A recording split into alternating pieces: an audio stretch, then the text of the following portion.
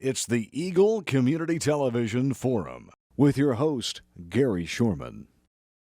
Hi, everyone, and welcome to the Forum here on Eagle Television. Great to have you watching along. We have a special guest today. We're going to talk about earthquakes. You've heard about a few of those in the last couple weeks and months. Our guest is Dr. Don Steeples, and he's a former professor of geology at KU and has just recently finished a term as interim at the College of Arts and Sciences. I was interim dean of the College of Liberal Arts and Sciences at KU for a year. That was kind of a fun. We should probably talk about that a little bit. Well, that was a fun gig. I really enjoyed the opportunity to do that. It's an opportunity to contribute to the university in a way that I never thought would be possible for me, at least. And you were talking earlier when we were talking about the students that you get a chance to touch, mostly in geology, where you were talking about being a professor there, but being able to the whole College of Arts and Sciences is a pretty cool thing. Yeah, there's 15,000 students, and almost 1,000 faculty, so it's a good-sized operation. And after that, and probably part of that whole thing, you grew up in Rooks County. Grew up in Balco, and still have some farming operations, at least for a few more months here. Yeah, my brother and I have been farming continually there since 1975, and we're hanging it up here this fall. So. Well, it's cool to have you here on the program today because we want to talk about the earthquakes and your background. And you've had some really cool things happen to you as part of being the geology side of things. In fact, you were national president, correct? Actually, I was international president of the Society of Exploration Geophysicists. There's 32,000 members in about 135 countries, and I had the opportunity to travel to many of those countries during my career. So. Well, we were just talking about some of the things you've done. What were your favorite parts of the world when you were traveling, looking at geology? Oh, I would say New Zealand is pretty much far and away my favorite. So that's the only one I would pay my own money to go back to. Is that because of something unique there, or is it something that you just like the country in general? It's a beautiful spot. It's beautiful. It's absolutely beautiful, and the people speak English, and food's cheap, and we enjoyed our time in New Zealand. Well, you know what, when you talk about neat places, you grew up farm like I did in Kansas, and you start seeing things like earthquakes happen, and people start raising a whole bunch of questions about that. Tell us about the earthquakes that have happened over the last few months here, and how do they compare to earthquakes in other parts of the world? Okay, in the last year, there's been 5 earthquakes in Kansas with Richter magnitude 4 or larger. Nothing bigger than 5, but certainly in the mid-4 range. In contrast to that, I recorded earthquakes in Kansas from 1977 to 1989 for the Nuclear Regulatory Commission and the Corps of Engineers. And we only had 1 magnitude 4 in that entire 12 years. So there's been certainly an uptick in the amount of activity over just the past 5 years or so. And in fact, we recorded 200 earthquakes between 77 and 89. And I know they've recorded at the Kansas Geological Survey at least 434 earthquakes in the past year since August 5th of 2018. Well, we think about California having earthquakes. Obviously, there's fault lines they talk about out there. What's causing the earthquakes here in Kansas? Well, if we go back to 1867, that was the largest earthquake that's occurred since the arrival of folks of European descent. Mm-hmm. And that occurred down around Wamego and probably had a Richter magnitude of somewhere around 5.25 to 5.5.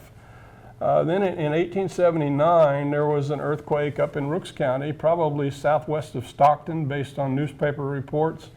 And it probably had a Richter magnitude, I'm going to guess, in the high 4s, maybe 4.8, 4.9, something like that. And you tell that because of the damage done? Or? Yeah, what you do is you look at earthquake records in newspapers, and responses. For example, in Stockton, the stone walls were cracked. People ran out of the church, that sort of thing. So there's a pretty good record of what the shaking was from that in places like Phillipsburg and Stockton and Osborne, Norton, and so forth. So we know that there were earthquakes here a long time ago. But the pickup in activity is, at least down in the area in the south central Kansas, pretty clearly related to disposal of huge amounts of salt water related to oil production, which has been increased by the use of hydrofracking. On the other hand, if we take a look at earthquakes that have occurred up in Smith and Republic and Jewell County in the past year, there's been something on the order of 20 earthquakes up there in the past year, and yet those three counties have never had a barrel of oil produced ever, or a barrel of salt water disposed up there. So something has happened that's changed the rate of activity. Well, let's put the map up. There's a map up that you have that shows the different earthquakes in different areas in Kansas. When I was looking at that map, it's really interesting to see where the earthquakes have happened, and that area up on the northern, I say the northern tier of counties, kind of northeast of Hayes, where there's all those earthquakes as well, and then, but yet there's been no oil production there. Yeah, the ones, the northern tier counties right up next to Nebraska, there hasn't been any production at all in that area between Smith County and over at about to Washington County. And so we know that those earthquakes are not related to oil production. But if you take a look worldwide, there's a bit of a cyclicity. For example, back around 1900, there were several magnitude 9 earthquakes, Richter magnitude 9. And now within a period of about 10 years, and now we get a Richter magnitude 9 about maybe every 3 or 4 years. So I kind of wonder if it isn't related to a cycle of where earthquakes just vary with time, kind of like tornadoes and other things cluster with time. Yeah, Mother Nature, just hard to predict exactly how that's going to happen. Mother Nature is a fickle woman, as they say. You know, one of the things you mentioned, the different numbers. What does that mean? The ones that we just had this summer were in the 4 range, I believe. You mentioned 9. What if you talk about that scale to somebody that's out there just listening about that?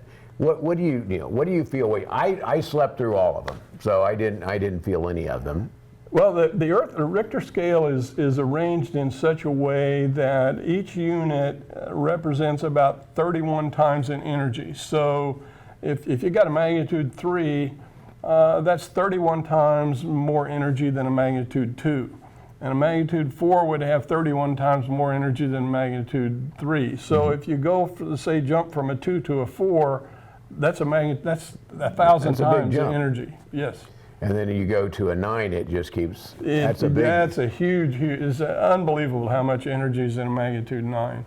Now, if you were to look in Kansas, most of them you mentioned being between 4 and 5. Could you have a magnitude 9 in Kansas?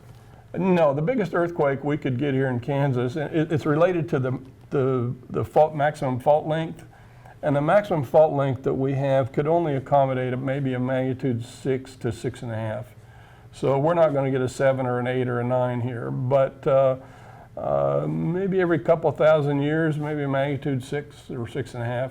We don't know when the last one occurred, so we don't know when the next one's coming. Yeah, well, you mentioned the fault line. Where exactly is that?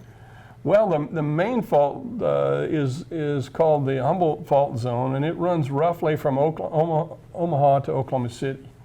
And so down through about Wamego and El Dorado and that general vicinity.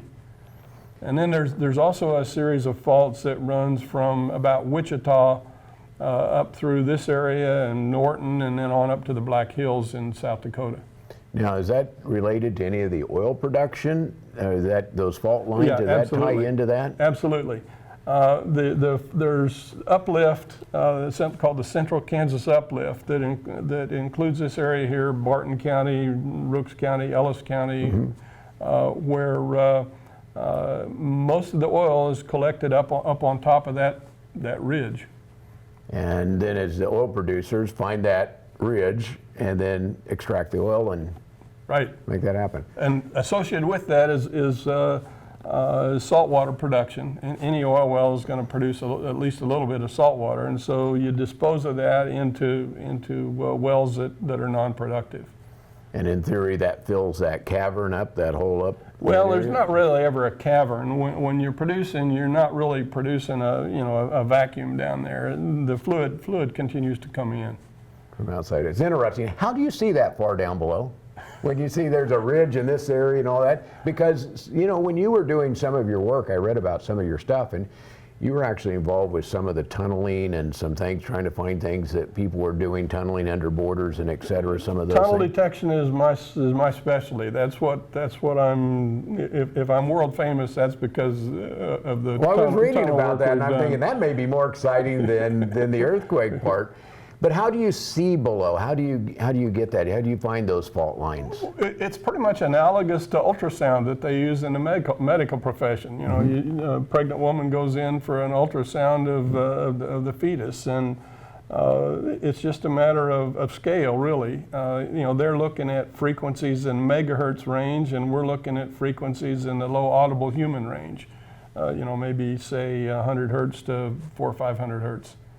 And when you take a look at what they do for the seismic they use for oil well production, is that the same sort of thing? Same thing, but again, different scale. They're looking typically at frequencies between maybe 10 hertz and 100 hertz, and then we're the next step above that. And so how far would the faults be below the surface? Oh, you can see if you go out between here and Plainville, any place you got limestone sticking out, it's not too hard to find a fault. I know there's one there that you can see south of the Saline River, about 1.5 miles or 2 miles. Wow, fun to talk about. We're going to take a break, and we're going to come back with Dr. Steeples and talk a little bit more. In fact, you might be thinking, should I buy earthquake insurance? We'll talk about that when we get back. Our guest, Don Steeples, who's a professor of geology at Kansas University. Back with more after this. An INSP original series. Why would these three men want to live their lives by a cowboy code? What we do best is cowboy. Tradition, dedication.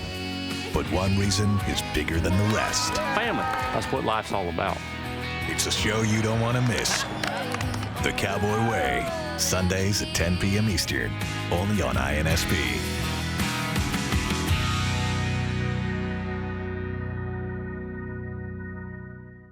Hi, Scarlett here, and Eagle Radio Pays is sending me back to Branson September 9th through the 12th on a comfy Village Tours bus. See the fall foliage, hit the casino, and catch a roll at Lambert's Cafe. We are scheduled to see these great shows: Samson, The Hay Goods, The Acrobats of Shanghai, Clay Cooper's Music Show, The Branson Bell Cruise and Lunch Show. Singles, couples, join me September 9th through the 12th. All this for only $798. Call me at 301-2211 to reserve your seat now.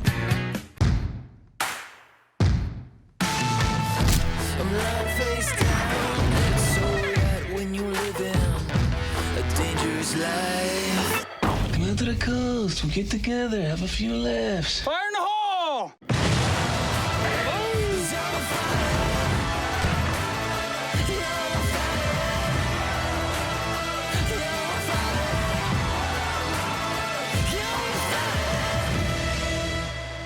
Welcome back to the second half of our forum program with Dr. Don Steeples. And I mentioned that he's a professor of geology. It's retired professor. Right. And you know what? Retired twice because you went back as dean then for Right. years, correct? Right. So you're a double retiree Yes, from double Kansas retiree. University. Yep. So we've been talking about earthquakes, and we went into the break saying, what about earthquake insurance? You can buy insurance for everything. Is that a risk in our part of the world? In California, I would think it would be. Yeah, and it's expensive in California too. Earthquake insurance here in Kansas is actually quite cheap. Do you buy? No, I don't buy earthquake insurance. I've always told people, it's cheap, and if you'll sleep better at night with earthquake insurance, by all means buy earthquake insurance. But I've told people if it's critical to your business that you not have an interruption of operations, buy earthquake insurance. But so anyway, earthquake insurance I think is probably frankly a bad investment in the long term. In Kansas, but that's price related too, I know. So yeah, and again, if it makes you feel better, buy it. I have some friends in the internet and broadband business that are in Alaska, and they just had a big earthquake up there, and they literally had to redo their building. So what does it take to have that kind of damage? Is that, you mentioned Kansas is going to be very rare to have a 6. What causes damage? Is it 6 and above? Yeah, when you get up to around magnitude 6, you start getting structural damage. Generally speaking, in a well-constructed environment like we have here in most of the U.S., a Richter magnitude 5 or 5.5 isn't gonna it might topple a chimney, but it's not going to collapse a building. When you get up around magnitude 7, in close to where the earthquake occurs, you can get collapsed buildings and that sort of thing. I know I was in Sunnyvale, California, just outside San Francisco when the World Series earthquake occurred in 1989. We got a heck of a ride out of it where I was, and I was terrified. And the Bay Bridge, part of the Bay Bridge collapsed, and that was when I did that. It was up around magnitude 7. So. What should somebody do? I say, boy, around here probably when you know that 5 and 6, 4.5. Probably not much you need to do other maybe pick up a picture that falls off a wall or something like that. But just if you happen to be at where you were in California and you get a big, what should somebody do? Run outside? There's under an arch? I'll tell you what. What I did is we ran outside and we got outside a building, and it was a 3-story building. And the ground shaking was so intense that I couldn't go from point A to point B the way I wanted to. And I looked up and I realized, if this shaking picks up another notch and that wall comes down, I'm dead. But I had a former professor at Stanford, who basically crawled under his desk during the same time that I was being terrified. And shortly after he crawled under the desk, his bookshelf came down and hit the back of his chair. So if he would have been there, he would have got hit in the back of the head by a bookshelf, and might well have killed him or certainly injured him severely. So best thing to do is get under a desk, or some people say in a doorway, but in my case, I just got out of there. Get out from anything that you're standing under. So that's interesting. And one of the things I know, people hear the stories, and then what happens in reality, like the tornado story. Somebody that's not in the Midwest, they hear about tornadoes everywhere. The picture you showed us a little bit ago that had the earthquakes, there's been a lot of earthquakes. None of them have been substantial in our part of the world. No, not since, again, the largest was in 1867, and then that one in 1879 that scared people and cracked a few walls in Stockton, apparently. But the largest earthquakes in the eastern U.S. occurred in Boot Heel, Missouri in 1811 and 1812. And one of those rang church bells in Boston, for example. And the return period on those is something like 300 years. So on average, so we're probably okay on those big events over south of St. Louis for a while yet. When you were a professor at KU and related to world travel, did you look for those areas? Is that something that you were looking for, to find areas that you could predict earthquakes, or was that part of your studies at KU? I'll tell you what, when I first went to Stanford, I sort of had this dream of being involved in earthquake prediction. But what I learned in the course of my PhD work is that earthquake prediction isn't in the cards. The Earth is so complicated that except in rare instances, earthquake prediction isn't going to happen. But what can happen, or what is happening, is that we're able to assess what the risk is, both in terms of local geology and in terms of how often you're going to get a big earthquake and that sort of thing. And that's where California gets a bigger risk because of the size of the fault. And the San Andreas Fault runs all the way from the Gulf of California down in Mexico, all the way up to Point Arena, which is up in Northern California. And it's capable of generating earthquakes in the low magnitude 8s. Is there anything man can do to help with those issues? can we control or help with any of that? Well, I'll tell you what, there are some risk takers who would be willing to go into the San Andreas Fault and pump water out in 2 locations and pump water in between and try to set off, magnitude 5 earthquakes, one after the other. But when you realize that it takes 10,000 magnitude 5 earthquakes to equal a magnitude 8 earthquake, That's a lot of little earthquakes. yeah, that's a lot of money going into the ground. Yeah, you look at that, you think, boy, what can we do? But that's Mother Nature, that's our Earth, like trying to control tornadoes. That's hard to do. That's a pretty good analogy, actually. Well, it's fun to have somebody this close to home that has studied this and been a part of this type of science for years.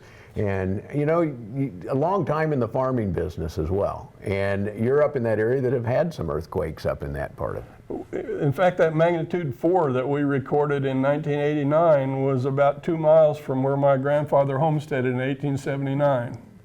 That is close to home, then, isn't it? Yes, it was. Yes, it was. Well, Dr. Steeples, thank you for being here and being on our program My today. pleasure, and Gary. Sharing the story with us. Dr. Don Steeples, former professor of geology at the University of Kansas and was dean for a year of arts and sciences over there as well. Congratulations on that. Thanks for watching the Forum program here on Eagle Communications. The Forum's brought to you by Hayes Med and by Eagle Communications, our community connected.